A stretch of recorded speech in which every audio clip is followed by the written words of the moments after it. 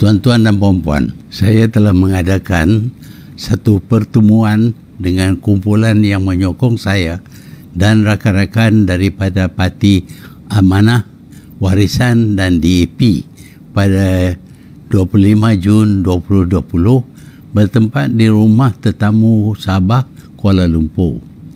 Perbincangan yang diadakan secara tidak formal dihadiri oleh Datuk Seri Syafiee Apdal, Yang Berhormat Muhammad Sabu, Yang Berhormat Tan Kok Wei dan Yang Berhormat Lim Guan Eng dan beberapa lagi. Datuk Seri Mukhlis Mahathir dan Datuk Wira Mazuki Yahya turut menyertai pertemuan ini.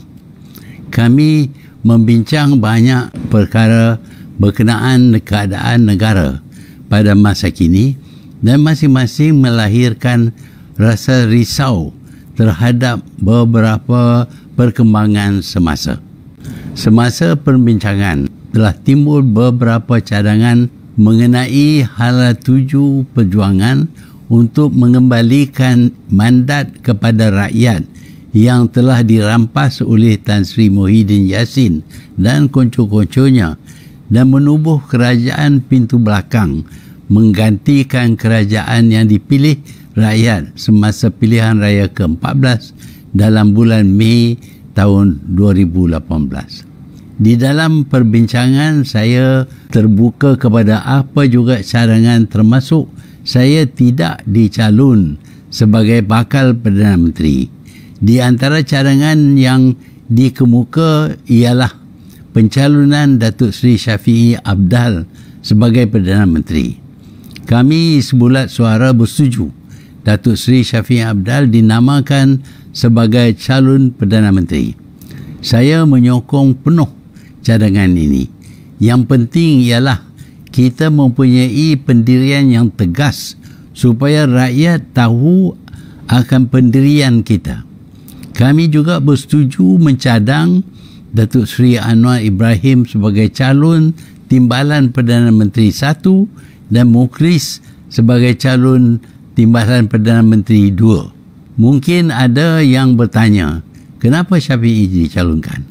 Mungkin ada yang telah lupa bahawa Syafiee adalah salah seorang pemimpin asal menentang kerajaan kleptokrasi sejak sebelum pilihan raya ke-14.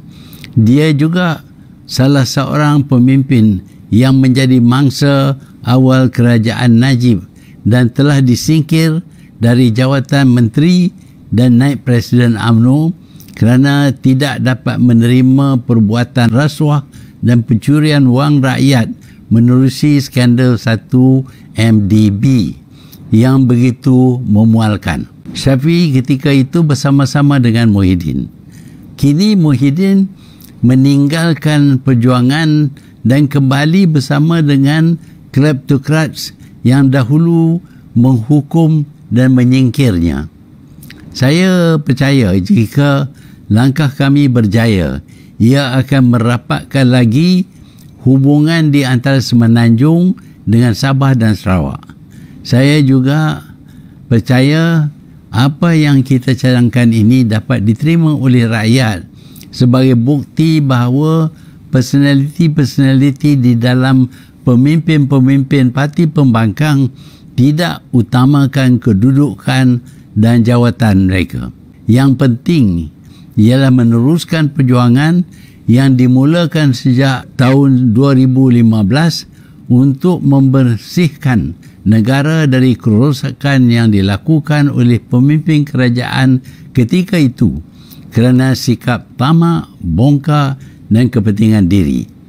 Seperti yang kita sedang saksikan, perbuatan yang kita tentang dahulu sudah mula bertapak dan pemimpin dan penyokong kleptokrasi sudah kembali. Parlimen akan bersidang tidak lama lagi. Saya akan kemuka usul tidak percaya kepada kerajaan pimpinan Tan Sri Muhyiddin. InsyaAllah, dengan sokongan ahli-ahli parlimen yang tidak boleh menerima kerajaan pintu belakang Tan Sri Muhyiddin dan mahu mengembalikan mandat rakyat, akan bersama-sama saya dan rakan-rakan lain menyokong usul Datuk Seri Shafie menjadi Perdana Menteri. Jika usaha ini berjaya, langkah untuk pastikan asas demokrasi seperti yang dituntut oleh rakyat akan dapat kita penuhi. Kita perlu tamatkan kerajaan yang tidak dipilih oleh rakyat. Sekian, terima kasih.